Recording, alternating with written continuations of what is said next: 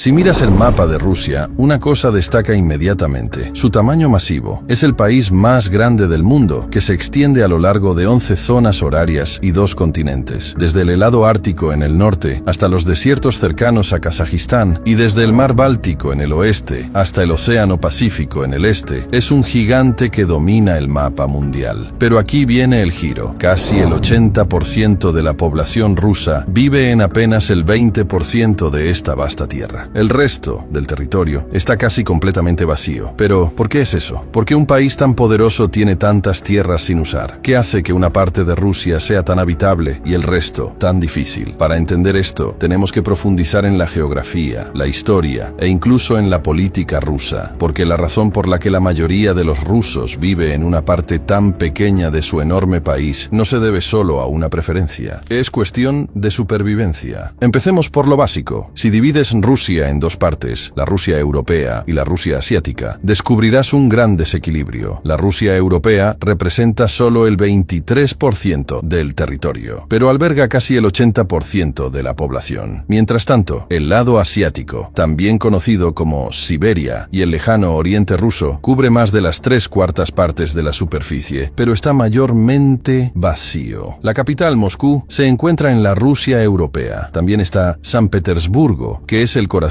cultural de Rusia. La mayoría de los ferrocarriles, industrias e instituciones políticas del país están concentrados en esta parte occidental. Para entender por qué la mayoría de los rusos nunca se estableció en el este, tenemos que remontarnos siglos atrás. Al principio, Rusia no era el enorme país que conocemos hoy. Comenzó como algunos pequeños asentamientos eslavos en lo que ahora es el oeste de Rusia y partes de Ucrania. Estas comunidades tempranas se establecieron cerca de ríos, donde la tierra era buena para la agricultura y el clima más fácil de vivir. Pero las cosas eran muy diferentes al otro lado de los montes Urales. A medida que el imperio ruso se expandía, intentaba enviar gente hacia el este, hacia Siberia. El problema era que la vida allí era extremadamente difícil. Siberia es conocida por sus temperaturas congeladas, el suelo helado llamado permafrost y las grandes distancias entre poblaciones. A diferencia de Europa, donde las ciudades podían crecer cerca de ríos y tierras cultivables, gran parte de Siberia era demasiado fría, muy remota y demasiado dura para construir o cultivar alimentos. Pero las cosas comenzaron a cambiar durante la era soviética. Cuando la Unión Soviética llegó al poder a principios del siglo XX, sus líderes querían distribuir el desarrollo y la población por todo el país, incluyendo las regiones orientales deshabitadas como Siberia y el lejano oriente. Pero, en lugar de esperar a que la gente se mudara voluntariamente, el gobierno usó la fuerza. Bajo el mando de José Stalin, desde finales de la década de 1920 hasta seguir durante los años 50, millones de personas fueron obligadas a trasladarse al este. Algunas eran prisioneros políticos, acusados de oponerse al gobierno. Otras eran simplemente ciudadanos comunes, enviados para trabajar o por motivos de seguridad. Muchos fueron enviados a brutales campos de prisioneros llamados gulags, a menudo ubicados en las zonas más frías y remotas. La vida en estos campos era extremadamente dura. La gente era obligada a trabajar en minas, bosques o proyectos de construcción bajo condiciones heladas, con muy poca comida o refugio. Al mismo tiempo, el gobierno soviético construía nuevas ciudades y centros industriales en el oriente. Estos solían estar cerca de recursos naturales, como campos petrolíferos, minas de carbón o bases militares. La idea era usar la riqueza de Siberia para impulsar la economía soviética y fortalecer su presencia en todo el enorme país. Uno de los proyectos más importantes de esa época fue la finalización del ferrocarril transiberiano, concluido en 1916. Este ferrocarril se extiende desde Moscú, en el oeste, hasta Vladivostok, una ciudad portuaria en el océano Pacífico. Es el ferrocarril más largo del mundo, con más de 9.000 kilómetros, y fue concebido para conectar las remotas regiones orientales con el resto de Rusia. Fue un logro gigantesco para la época y sí ayudó a abrir Siberia, pero aún así, la mayoría de los rusos no quería establecerse allí. Incluso con nuevas ciudades y el ferrocarril, solo pequeños núcleos de personas optaron por vivir en esas zonas. Y la razón fue sencilla. La naturaleza hizo más fácil vivir en el lado occidental que en el lado oriental. El lado europeo de Rusia siempre ha sido más adecuado para la vida. El clima es más templado, el suelo es mejor para la agricultura y el terreno es más plano y fácil para construir. El suelo en la parte europea de Rusia, especialmente especialmente en regiones como la Franja de Tierra Negra, es uno de los más fértiles del mundo. Esta franja se extiende por zonas como Kursk, Voronezh y Belgorod, e ideal para cultivar trigo, cebada y girasoles. Como resultado, esta región produce una parte significativa del grano de Rusia. Casi el 70% de la producción total de grano del país proviene de la región de la Franja de Tierra Negra. Ríos importantes como el Volga, que es el río más largo de Europa, y el Dnieper han servido históricamente como rutas comerciales. El Volga conecta más de 11 grandes ciudades rusas, incluyendo Kazán, Nizhny Novgorod y Volgogrado, y desemboca en el mar Caspio, apoyando tanto la agricultura como el transporte. Esta región también está más cerca geográficamente de Europa, lo que le da mejor acceso al comercio, la cultura y la infraestructura moderna. Dos de las ciudades más importantes de Rusia, Moscú y San Petersburgo, están ubicadas al oeste. Juntas, albergan casi 19 millones de personas, y con buena razón. Estas ciudades ofrecen mejores carreteras, sistemas de salud más robustos, más oportunidades de trabajo y educación de mayor calidad. Muchas de las principales empresas y oficinas gubernamentales están en Moscú, atrayendo profesionales, artistas y estudiantes de todo el país. Incluso durante los tiempos soviéticos, siempre hubo una preferencia por el oeste. La élite rusa, incluyendo funcionarios del gobierno e intelectuales, vivían en Moscú o San Petersburgo. La mayoría de las inversiones del país se dirigían primero a estas ciudades. Ese patrón continúa incluso hoy. El salario promedio en Moscú es casi el doble del promedio nacional. Este enfoque en el oeste ha creado una división clara. Mientras la región occidental se convirtió en un poderoso centro económico y político, la mitad oriental, especialmente Siberia y el lejano oriente ruso, quedó rezagada. Y esto se debe a que la vida en el este es extremadamente difícil. Siberia es conocida por su clima tan duro. En lugares como Yakutsk, que es la ciudad más fría de la Tierra, las temperaturas pueden caer por debajo de los menos 60 grados Celsius en invierno. Los ríos se congelan durante la mayor parte del año, y durante los cortos veranos, densas nubes de mosquitos hacen la vida miserable. Las poblaciones son pocas y están muy separadas, rodeadas de vastos bosques, montañas y terreno helado. Las carreteras y la infraestructura son difíciles y costosas de construir, y la agricultura es casi imposible en la mayoría de las zonas. Pero a pesar de su vacío, Siberia está repleta de riquezas naturales. Esta enorme región contiene la mayor parte de las reservas de petróleo y gas de Rusia, lo que la convierte en una de las zonas más ricas en recursos del mundo. Según estimaciones oficiales, Siberia representa más del 80% de la producción de gas natural de Rusia y alrededor del 70% de su producción de petróleo. De hecho, gran parte del gas natural del que depende Europa proviene de campos ubicados en lo profundo de Siberia. De igual forma, en lo profundo de Siberia se encuentra uno de los paisajes naturales más notables del planeta, el lago Baikal. No es un lago cualquiera. El Baikal es el lago más profundo del mundo, descendiendo más de 1.600 metros por debajo de la superficie de la Tierra. Pero aún más impresionante es que contiene cerca del 20% de toda el agua dulce del planeta. Asimismo, Siberia también alberga más del 40% de las reservas de carbón de Rusia y es hogar de algunas de las minas de oro y diamantes más grandes del mundo. Por ejemplo, el yacimiento de oro de Sukhoilog, en Irkutsk, es una de las reservas de oro sin explotar más grandes de la Tierra, con un estimado de 540 toneladas de oro. La región también contiene grandes depósitos de uranio, haciendo de Rusia el quinto mayor productor de uranio a nivel mundial. Pero existe un gran desafío. Extraer estos recursos del suelo cuesta mucho dinero. En lugares como el Ártico o cerca de zonas remotas, el clima es congelante, el terreno difícil de acceder y hay pocas carreteras. Esto significa que la extracción de petróleo o minería aquí es mucho más costosa que en lugares más cálidos y accesibles como Oriente Medio o los Estados Unidos. Además, mover equipos y materiales a través de distancias tan largas hace que todo sea aún más complicado y caro. Debido a estas condiciones adversas, la mayoría de las personas que viven en Siberia están allí solo por empleos en los sectores de petróleo, gas o minería. La vida en estas poblaciones no es fácil, ya que están lejos de las grandes ciudades, rodeadas de bosques o hielo, y el clima es helado. Cuando los recursos se agotan, muchas personas se van y las ciudades quedan frecuentemente abandonadas. Por eso hay muchas ciudades fantasma en esta región. Los gobiernos rusos han intentado remediarlo, han ofrecido tierras gratuitas, impuestos bajos y dinero para convencer a la gente a mudarse al este. Pero la mayoría aún rechaza la idea. La razón es sencilla, el clima es demasiado duro, los lugares son muy remotos y es difícil encontrar cosas como escuelas, hospitales o buen internet. La vida simplemente es demasiado difícil. Otra razón del extraño patrón demográfico de Rusia es su acceso limitado a océanos de aguas cálidas, lo que siempre ha sido un problema importante para su economía, comercio y capacidad militar. La mayor parte de la costa rusa está congelada durante gran parte del año o alejada de rutas marítimas globales importantes. En el norte, Rusia limita con el océano Ártico, pero durante la mayor parte del año está cubierto por gruesas capas de hielo, lo que dificulta el comercio y el movimiento naval. Aunque el cambio climático ha abierto algunas rutas marítimas árticas en los últimos años, siguen siendo impredecibles, peligrosas y muy costosas de navegar. En el lejano oriente, Rusia toca el océano Pacífico y ciudades como Vladivostok funcionan como puertos importantes, pero el problema es la distancia. Vladivostok está a más de 9.000 kilómetros de Moscú, está al otro lado de Siberia, y aunque técnicamente es un puerto de agua cálida, las temperaturas invernales aún pueden congelar las aguas circundantes y dificultar el acceso, especialmente sin el apoyo constante de rompehielos. Este aislamiento ha hecho que los puertos del Pacífico ruso sean importantes, pero no centrales para el comercio diario o la vida poblacional. El mejor acceso marítimo de Rusia está en el Mar Negro, a través de puertos como Sebastopol. Pero aquí también hay un inconveniente. Para llegar al mar Mediterráneo, los barcos rusos deben pasar por los estrechos del Bósforo y los Dardanelos, ambos controlados por Turquía, que es miembro de la OTAN. En momentos de tensión o guerra, estos puntos de estrangulamiento podrían bloquearse, aislando efectivamente a Rusia de rutas comerciales atlánticas y globales. Entonces, como el acceso a puertos de aguas cálidas yace, en su mayoría, en el oeste o al sur, la población, la infraestructura y la industria se han desarrollado, naturalmente, más cerca de esas áreas. Pero este vacío también es una de las armas más poderosas de Rusia. Aunque el este de Rusia puede parecer una debilidad por tener tan pocas personas, en realidad le da a Rusia una ventaja militar poderosa. El espacio vasto, esta tierra enorme y vacía, actúa como una zona de amortiguamiento natural. Si un enemigo intentara invadir desde el este, tendría que cruzar miles de kilómetros de bosques, ríos congelados y cordilleras, algunos de los terrenos más duros del planeta, antes de acercarse a los principales centros de población de Rusia. Esto le da tiempo a Rusia para detectar, retrasar y responder ante cualquier amenaza. Y esto no es solo teoría, ya ha funcionado en la historia. Durante la Segunda Guerra Mundial, la Alemania nazi invadió a la Unión Soviética desde el oeste en una campaña conocida como la Operación Barbarroja. A medida que las fuerzas alemanas avanzaban, las tropas soviéticas se retiraron estratégicamente hacia el interior, utilizando la inmensidad de su territorio para extender las líneas de suministro del enemigo y ganar tiempo. Mientras los alemanes luchaban contra el duro invierno ruso y las grandes distancias, los soviéticos se reorganizaron, se rearmaron y eventualmente los hicieron retroceder. El mismo principio se aplica en el este. La geografía de Rusia ralentiza a cualquier invasor, permitiéndole absorber y resistir ataques. Durante la Guerra Fría, la Unión Soviética construyó algunas de sus bases militares más importantes, silos de misiles y estaciones de radar en la naturaleza salvaje de Siberia. Estas fueron colocadas lejos de bases aéreas enemigas y rutas de seguimiento satelital, reduciendo el riesgo de un ataque sorpresa. La región también se convirtió en hogar de bombarderos estratégicos y armas nucleares, todas ocultas en zonas remotas donde vivía poca gente. Así que, aunque el este de Rusia parece vacío, le da al país espacio para respirar, tiempo para reaccionar y lugares donde ocultar sus armas más poderosas. Entonces, ¿por qué el 80% de los rusos vive en solo el 20% del territorio? Es porque la naturaleza hizo al oeste más habitable y al este más desafiante. Pero ese espacio vacío en el este no es solo un problema. También es una fuerza oculta. Protege a Rusia. Le da margen para defenderse y contiene los recursos que alimentan su poder. Hoy en día, la tecnología y el transporte han mejorado. Los vuelos de Moscú a Vladivostok duran solo 8 horas. Las conexiones de internet cruzan todo el país, pero aún así, las condiciones básicas de la vida diaria no cambian. En la Rusia europea, las ciudades están cerca unas de otras. Los trenes son rápidos, las tiendas están abastecidas y los servicios públicos, como escuelas y hospitales, son mejores. Ciudades como Novosibirsk y Ekaterimburgo, algunas de las más grandes al este de los Urales, todavía ofrecen vida moderna. Pero si uno se adentra más hacia el este, las cosas empiezan a deteriorarse. Muchos jóvenes se van al oeste para estudiar o buscar trabajo, y la mayoría nunca regresa. Las zonas remotas tienen menos nacimientos niños y más personas mayores. Así que mientras la Rusia occidental sigue creciendo, el este está perdiendo lentamente a su gente, aunque la tierra allí todavía esté llena de recursos. Al final, Rusia sigue siendo un gigante. Pero es un gigante que está de pie sobre una sola pierna. Tiene fuerza, pero un paso en falso podría hacerlo tambalearse. Y eso hace que su futuro sea tanto poderoso como incierto. Suscríbete a este canal si te gustan los videos de geografía animada con mapas como este.